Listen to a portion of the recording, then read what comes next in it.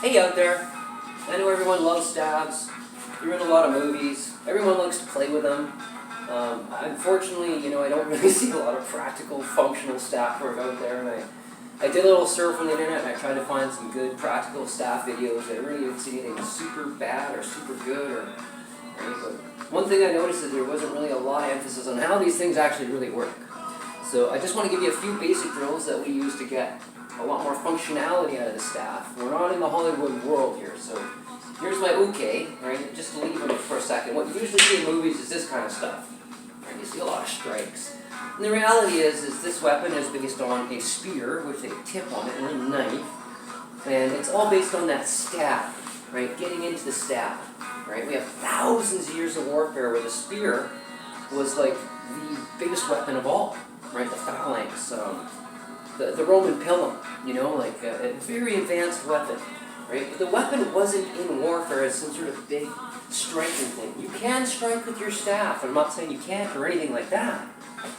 But it's nice to know how it really works, right? So how it really works is basically stabbing. So I have my uke here, and he's learning, right? One of the major drills we do to start off is to stab anywhere in the stomach, any in the viscera, the heart, near the head.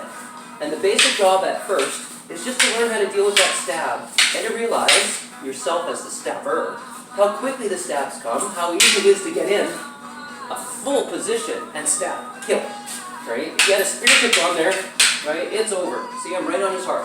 It didn't take that much either, just a little play around center, right, and getting there. So the first job is to understand this stab, right, the danger of the stab.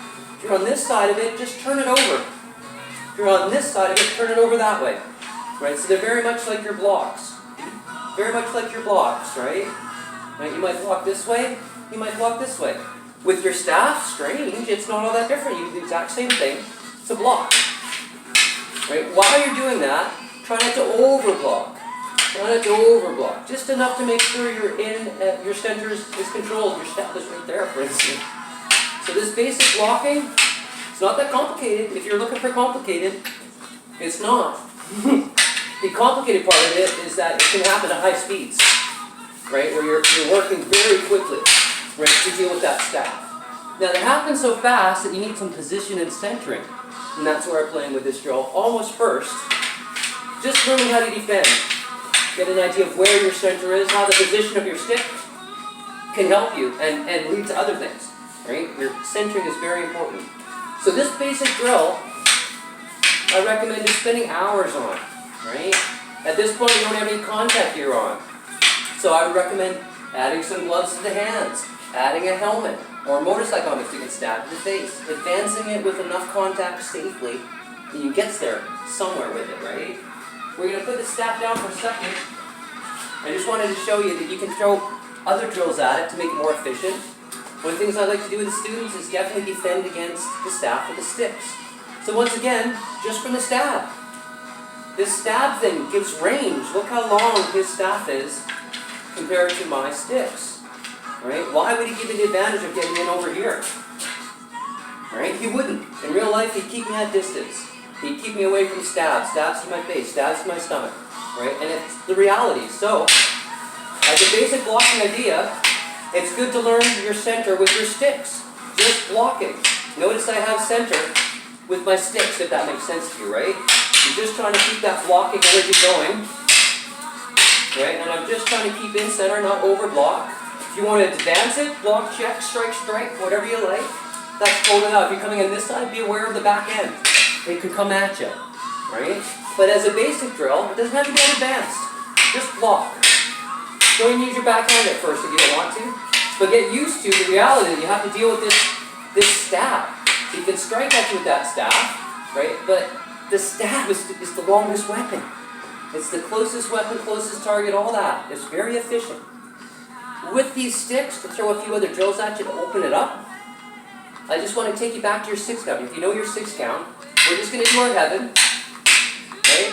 And from our heaven, right, you can play with your 6, right? It's very nice, right? You don't have to go too hard, you don't have to go too fast, right? But while you're doing that, for instance, keep me to heaven again, you can also work your scissors drill.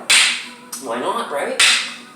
It's part of your 6, right? So as you're playing, right, add in a few more things to your drill, right? It'll open up for you. It'll help you stick and staff.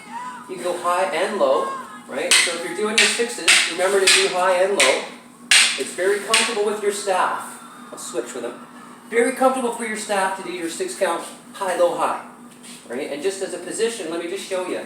As you come in and as you turn your staff over, right, you're actually in your areas that you want to strike, right? It happens naturally, right? As I'm coming into the head, if I turn it over, it just goes to his groin. So you can work your heaven standard, or your standard, so to speak, right? And just get a good zone going. Right? That'll help familiarize yourself with close quarter, bottom and top, both ends of the staff type strikeability. Right? It won't save your life or anything like that. None of this stuff will. You got to train it all. Right? But it's a good drill to add to it. Another drill we do is we actually add the staff to the box pattern. So if you have a box pattern, great. Add your staff. Just watch what we're up to and see if you can implement it into your own box pattern. It's based off the basic box.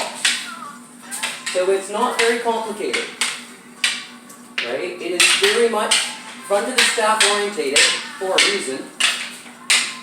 There's half beats all the way through it naturally from the staff. And it'll help open up your staff work. Here's the other thing to notice with this is that it's very front of the staff orientated. Because this maybe is based on strikes. Right? You want to be able to strike. So the front of the staff does the brunt of the work. It's not by accident. It's by design to help all of this start clicking. Right? Right? As you get better and better, right, you'll realize how little you need to use the back end of the staff. You can use it, nothing wrong with that. But your front end has this stabbing always attached to it. So as you're going through your drill, it's a good idea to think about where those stabs are. And the box pattern helps open up those combative ideas for you. So I recommend it.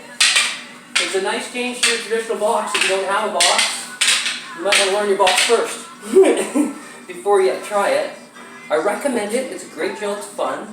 And hopefully these are a much more practical approach to getting into your staff than just twirling. And I have nothing wrong with twirling. But twirling isn't combat.